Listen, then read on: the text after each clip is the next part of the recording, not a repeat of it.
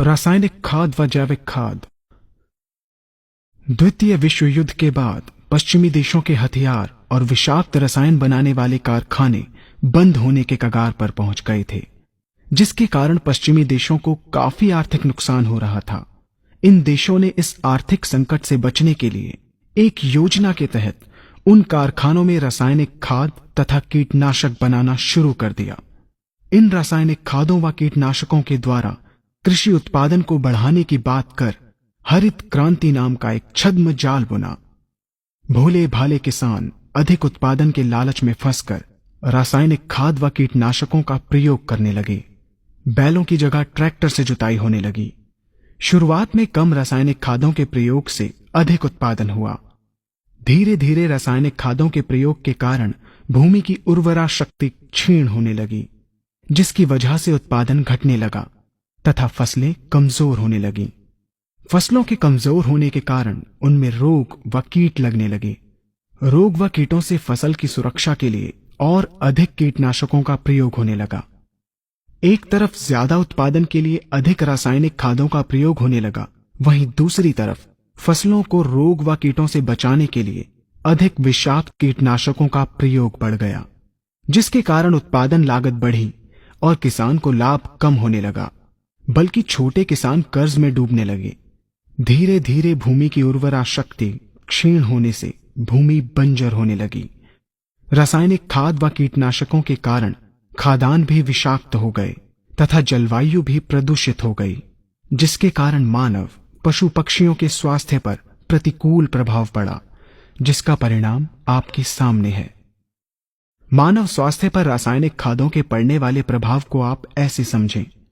जब किसान फसल में रासायनिक खाद डालता है तो रासायनिक खाद में उपस्थित विषाक्त रसायन जल में घुलकर सबसे पहले जल को प्रदूषित कर भूमि के अंदर उपस्थित केचुए व सूक्ष्म जीवाणुओं को मार देता है।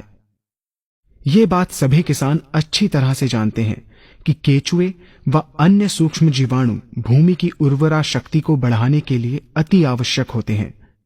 विषाक्त रसायन के कारण इनकी मृत्यु हो जाने से भूमि की उर्वरा शक्ति नष्ट हो जाती है तथा भूमि कठोर होकर बंजर होने लगती है।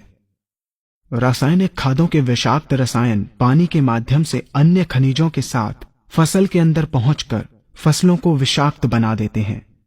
बाद में जब खाद्यान्न के रूप में मनुष्य या अन्य पशु इन्हें खाते हैं तो ये विषाक्त रसायन मानव स्वास्थ्य पर बहुत ही बुरा प्रभाव डालते हैं तथा मनुष्य के अंदर तरह तरह के रोग उत्पन्न करते हैं। जब हम जैविक खाद का प्रयोग भूमि पर करते हैं तो जैविक खाद पानी में मिलकर पानी को प्रदूषित नहीं करती। जैविक खाद भूमि के अंदर उपस्थित उर्वरा शक्ति को बढ़ाने वाले जीवाणु तथा केचुओं की संख्या को तीव्रता से बढ़ाती है, जिससे भूमि की उर्वरा शक्ति बढ़ती है तथा भूमि छिद्र युक्त एवं भुरभुरी हो जाती है, जिससे वायु और प्रकाश भूमि के अंदर गहराई तक प्रवेश करते हैं, जिसके कारण भूमि में तापमान एवं आर्द्रता का संतुलन बना रहता है और फसलें मजबूत होती हैं। जैविक खाद में विद्यमान तत्व खाद्यान्न के माध्यम से मानव व पशु पक्षियों के शरीर में पहुंचकर स्वास्थ्य लाभ पहुंचाते हैं। जैविक खादों के प्रयोग से फसलें अच्छी और मजबूत होती हैं, जिसके कारण उन पर रोगों एवं कीटों का ज्यादा प्रभाव नहीं पड़ता। यदि किसी प्राकृतिक कारणवश कीटों व रोगों का प्रभाव अगर पड़ता भी है तो गौमूत्र एवं औषधीय वनस्पतियों के घोल के छिड़काव करने से फसलों को रोग एवं कीटों से बचाया जा सकता है। गौमूत्र एवं अन्य प्राकृतिक औषधियों के मिश्रण के छिड़काव से फसलों का कम लागत में बचाव हो जाता है तथा वातावरण पर भी कोई दुष्प्रभाव नहीं पड़ता। यहाँ हम आपको तालिकाबद्ध तरीके से दोनों